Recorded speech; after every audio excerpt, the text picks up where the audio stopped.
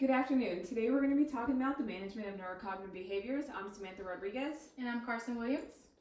So here are our objectives for today. Today we're going to define neurocognitive behaviors, and from here on out we'll refer to those as NCBs.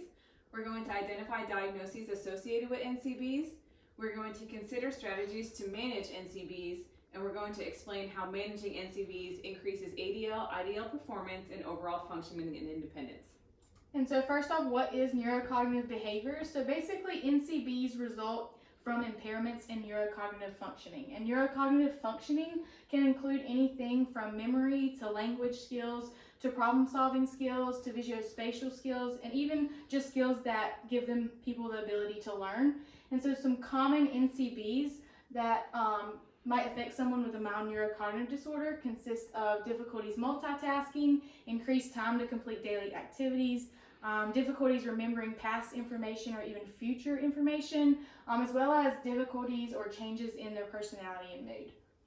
And so certain diagnoses and conditions that are associated with these neurocognitive behaviors are mild cognitive impairment, Lewy body disease, Parkinson's disease, and even old age can cause these behaviors.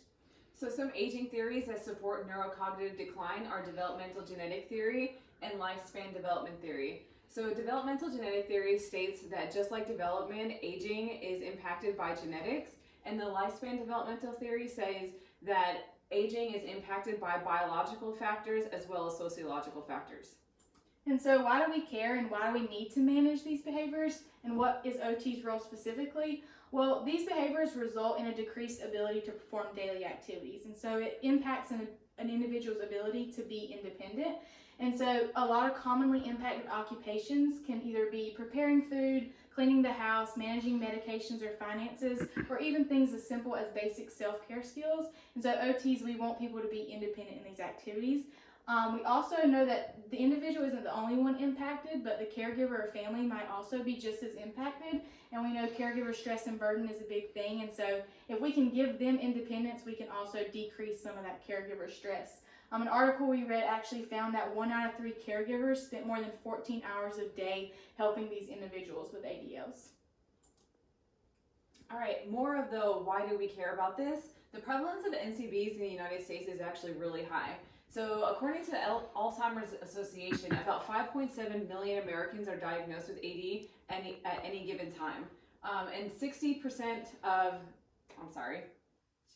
So according to the Alzheimer's Association, about 5.7 Americans are diagnosed with dementia at any given time, and 60 to 70% of those cases are Alzheimer's disease specific.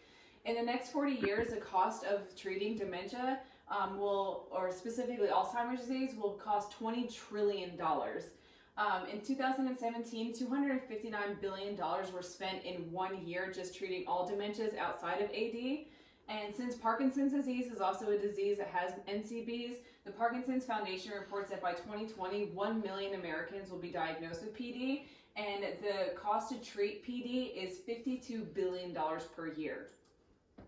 So with that said, and with the known neurodegenerative disease process and the lack of a pharmacological care, it's really important that OT have a therapeutic intervention approach that can combat NCBs, since they are so problematic for both the patient and their caregivers.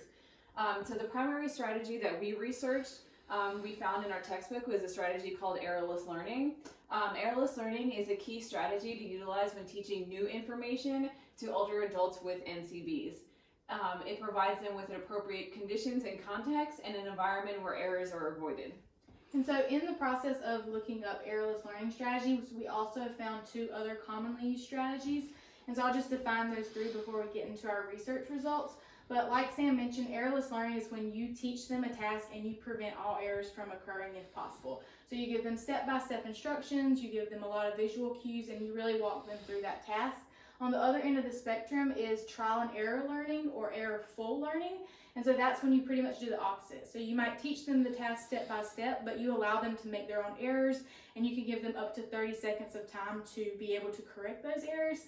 And then learning by modeling, it's basically teaching the task and also demonstrating the task at the same time. And with this strategy, you can let the errors be made, or you can correct them before. So it can go either way as far as how you want to approach error making with that strategy.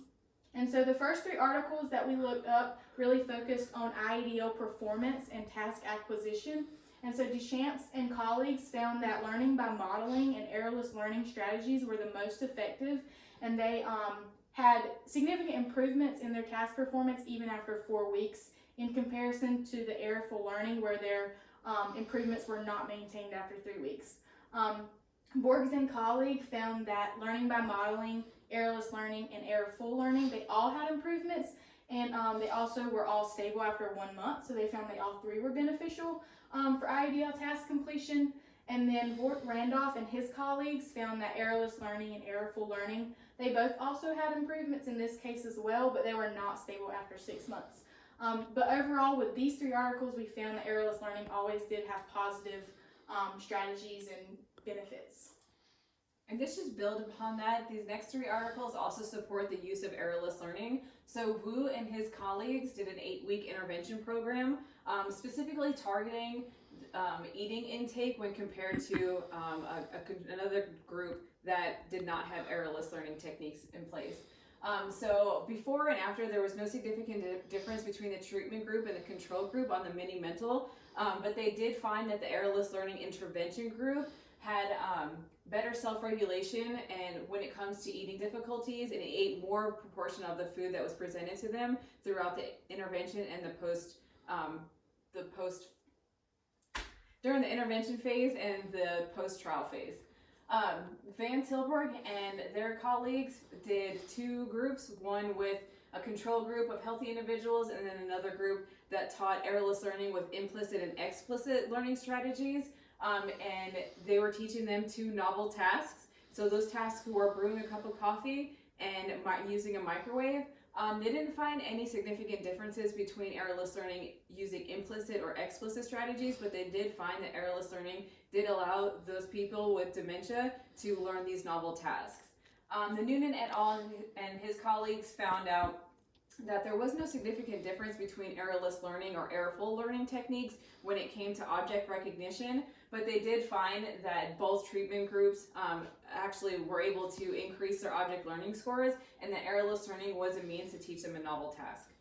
And so with all this information, we kind of just compiled everything we thought was most beneficial based off the research to make our own proposed program called Cues for Success. And so it's a 6-week program, 30-minute sessions 3 times a week. And the idea is to use these errorless learning strategies when teaching a client a task. So you want to give them as much support as they need, enough visual cues that can help them achieve success and prevent error. And so the staff that we would need for this is, we hope that OTs can implement it, but we also want nurses as well as the rehab staff to reinforce it and to follow up.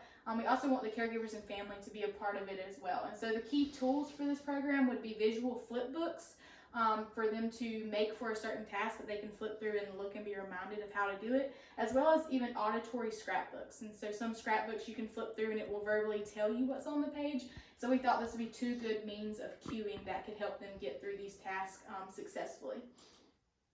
Great, so the benefits of errorless learning programs, just as a summary, is that errorless learning can increase ADL and IDL performance and maintain independence, which by their kind of promotes aging in place.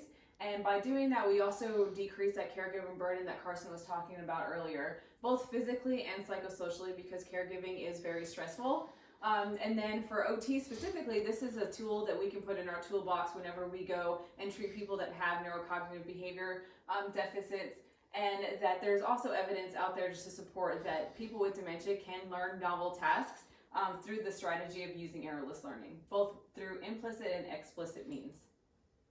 So just to hit more on the implications and role for occupational therapy practitioners, errorless learning is a better strategy to use for people with dementia over errorful learning practices, especially in Alzheimer's disease.